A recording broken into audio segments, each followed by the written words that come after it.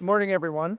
It's great to be with you. My name is Ryan Clements. I'm the Director of Advanced Research and Knowledge Management at the ASC. I'm also currently the chair of the CSA Financial Innovation Hub. And so I'm joined by an esteemed panel. I'll take a moment just to introduce them. We'll go from right to left on the panel. First, I'm joined by Bal Hammud, who's the Chief Executive Officer of NDAX. I've known Bal for a long time. He's a successful entrepreneur. He's navigated the capital raising process to build a very successful business, which is also a registered serial dealer, and he runs a crypto asset exchange. To be technically a crypto asset trading platform. So wonderful to have Bal. He's an expert in crypto assets. Beside Bal, we have Michael Thom. Michael Thom is the Managing Director of the CFA Societies Canada. Like Bal, I've known Mike for many years, going back to my time as a full-time law professor. Mike, in my personal opinion, is one of the most knowledgeable individuals in capital markets in this country, both breadth and depth. We've shared many conversations on diverse topics from systemic risk to AI to crypto assets, so he's uniquely positioned to help us navigate the integration of new technology into the capital markets. And beside Mike, we have Steve Everett. Steve Everett is the Chief Commercial Officer, CDS, and the head of post-trade innovations with TMX. Steve is also a member of the ASC's Technology and Innovation Advisory Committee. The Technology and Innovation Advisory Committee is the most recently established advisory committee of the ASC. It was set up in late 2023. It's comprised of a group of technology experts and numerous PhDs who have subject matter expertise across diverse subjects, including machine learning, data governance, cybersecurity, crypto assets, and blockchain. And so Steve will have a very unique and technical insights into the integration of new technology into legacy trading architecture. Okay, so if we can actually just go to the first slide here. I want to just take a moment, and we can turn the slides on the, yes. Let's go back one slide, please. Okay. It wouldn't be Ryan if there was. I'm going to take a moment to put my law professor hat on and walk us through a level set so we can understand exactly what the objective of this panel is and what we're trying to accomplish here.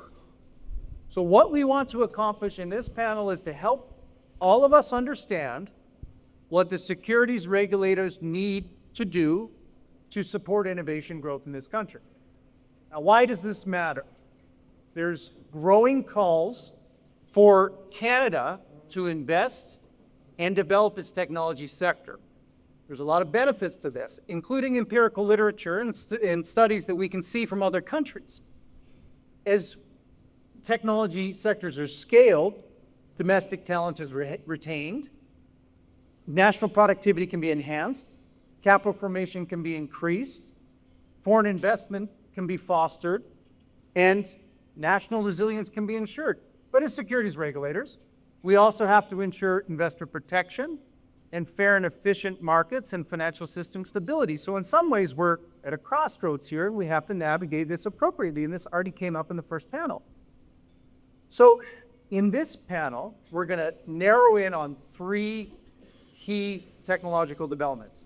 I'm going to level set with just some definitions, so we're all on the same page, because today's panel is meant to be accessible and attainable without being a subject matter expert in these areas, okay? We have subject matter experts who will help us navigate it, but let's just level set with some three key things.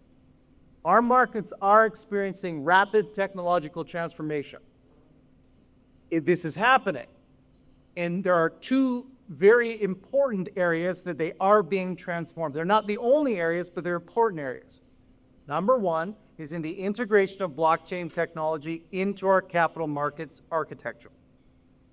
Blockchain technology, in a simple understanding, is online infrastructure or peer-to-peer network that permits and securely records transactions using cryptography. There are both centralized, what we call permission networks, and decentralized, like Bitcoin, applications. The use of blockchain technology is having two important impacts on our markets right now. Number one, in stablecoins. Stablecoin is a blockchain-based asset. We call them value reference crypto assets. You see the acronym of VRCA. But in a simple explanation, a stablecoin is a blockchain-based asset designed to maintain a stable value over time. And the most popular forms replicate the value of a single fiat currency by setting aside a reserve of assets. Importantly, the boxes in the red identify important key market developments that we will touch on today. In the US, the Genius Act was signed into law on July 18th, establishing a regulatory framework for payment stablecoin under US banking law. In addition to stablecoins, another important development in capital markets in the integration of technology into capital markets is tokenization. A token is a digital representation of an asset that is created and recorded on a blockchain. And there are many applications of this. We will talk about some in the panel. An important development is that on September 8th, NASDAQ filed with the SEC in the US to facilitate trading of tokenized equities and exchange-traded products. Finally, artificial intelligence. We had a panel last year where we focused entirely on artificial intelligence. We are going to talk about some integration points on artificial intelligence today as well. Artificial intelligence systems refer to machine-based systems that for explicit or implicit objectives infers from the input it receives how to generate outputs such as predictions, content, recommendations, or decisions that can influence physical or virtual environments. And last December, the CSA published its first ever dedicated staff notice to the application of artificial intelligence systems in Canada and the applicability of Canadian securities laws. CSA staff notice 11348. Okay, so with that context, we can take the slide down now. With that context, I'm going to move down to the panel and we'll start a discussion. So let's just throw, and what I want to do first is just give you all a chance to kind of respond to that level setting. So we understand we're in rapid technological change. We understand that we're at a moment where there's growing calls to increase in our innovation sector, but as securities regulators, we have to ensure investor protection, fair and efficient capital markets, and financial stability. So in this context, I'm going to give you each a chance. What is top of mind for you right now? Start with you, Bal. Well, thanks so much, Ryan, and thanks for having me today. Really, 3 points. I came to this today with really the theme is how we can stably, predictably, and collaboratively we can be with as innovators in the space and with the security regulators. From a regulated seat, as a serial member and a marketplace dealer in the crypto asset space, Canada have already done the hard part. And actually, we were the first to bring regulation into the crypto asset space and bring it under security laws.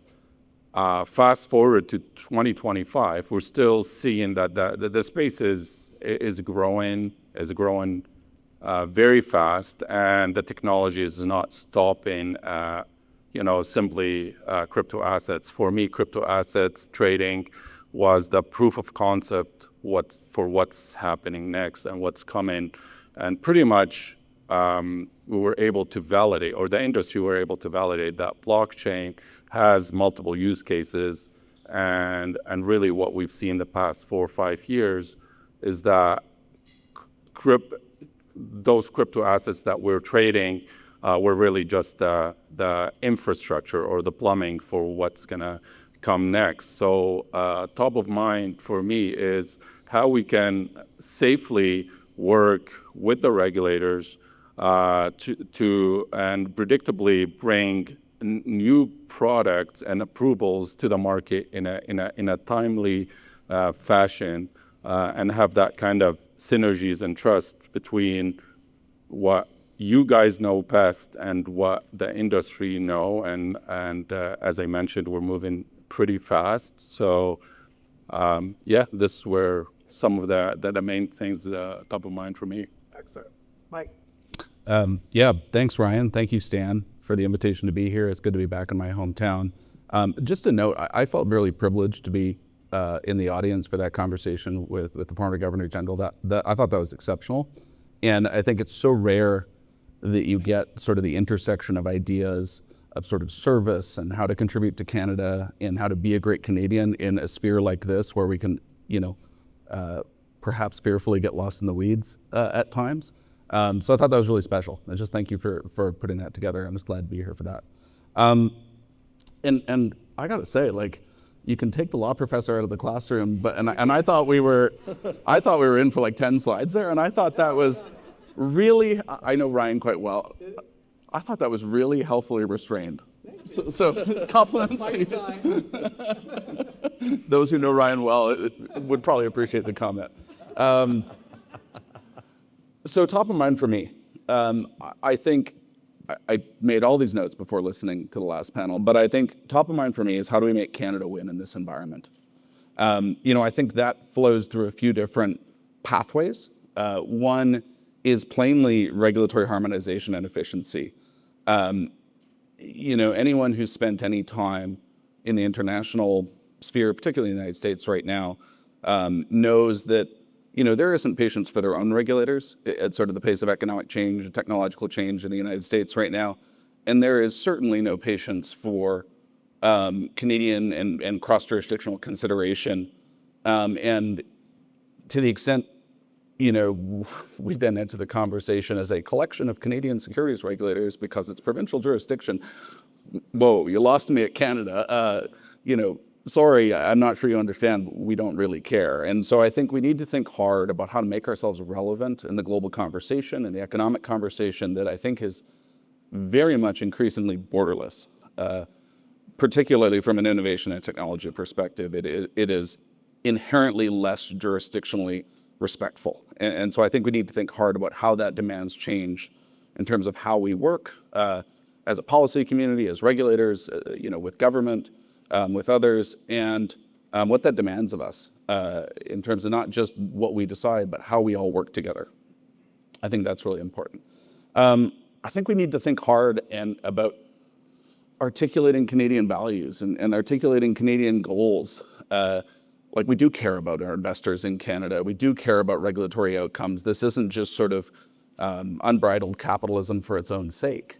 And how do we do that as sort of end goals, given everything I just said, where the world probably cares a little bit less about the uniquely Canadian perspective of how we want to build our markets and how we want to invest as Canadians.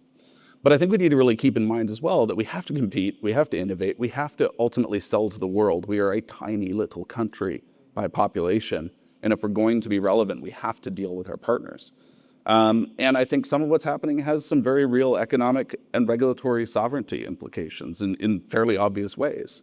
If we choose to constrain the businesses that can grow here, they will go elsewhere.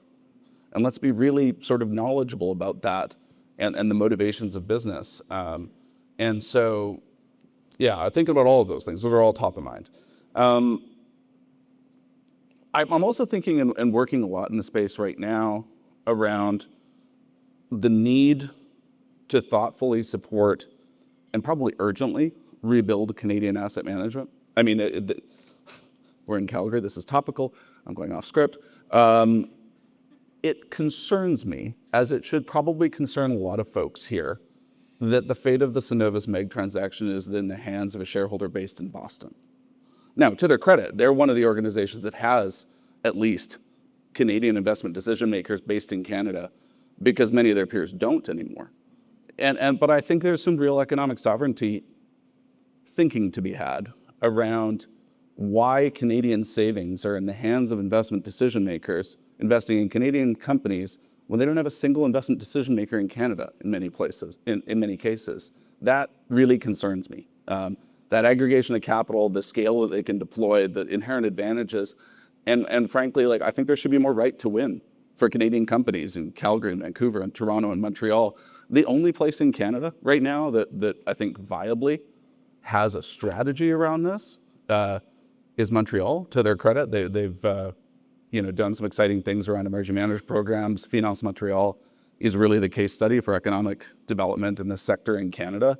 I don't know why the rest of Canada is a barren landscape otherwise. We're working to change that. Excitingly, I think some of the most early progress we're seeing is here around this topic. I think this resonates for folks. But I really think we need to be thoughtful, to bring it back together, thoughtful about our choices and their implications, both in regulation and allocation of our dollars and how we work as Canadians in the financial markets, and recognize some of the externalities and the pieces we can control and the pieces we can't in a way that maybe we haven't before. So Thanks, Mike. Steve. Yeah. Again, thanks for having us here. I think forums like this are absolutely crucial, given the speed of change that we're seeing, and I think that's a common theme we're gonna see today. I think there's a few things that really come top of mind. Certainly, what Ryan mentioned on the NASDAQ announcement leads us. It's a call to action, right? It's an environment where we'll see one of the biggest capital market in the world moving $1 trillion worth of assets into a tokenized space. So that's a real needle mover. And for us, from a Canadian perspective, it has to, we've got to respond. And the response, certainly the right response, is fast following right now. I also, however, do think that we have some unique advantages. I call the Canadian market the biggest little market in the world. It's actually pretty big in every metric. When we have a look at the size of our capital markets, capital formation, secured financing, it's actually quite big. What a lot of people don't know is in securities lending and borrowing, on open positions, we're number 10 in the world, and that's pretty big when you think about it from a global perspective, what our financing needs are. So the opportunity for us is that there are a smaller number of players, and I know we will get into the regulatory front where we have different regulators for different provinces, and that's all good. I think, though, that we could leverage that to our advantage. I think that when I look at markets like the Swiss, where they've got, from the get-go, any market initiatives that they're doing as a collaborative effort. They're doing with the principle of saying, okay, what is the Swiss Inc. view, and let's move in that direction.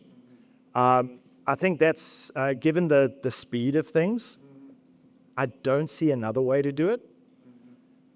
The other thing I wanted to mention, which might sound really obvious to everyone, but the ideological shift that's happening is that for the last 20, 50 years, it has largely been what are the needs, the macroeconomic needs, the business needs that filter down into the way something works, into the technology.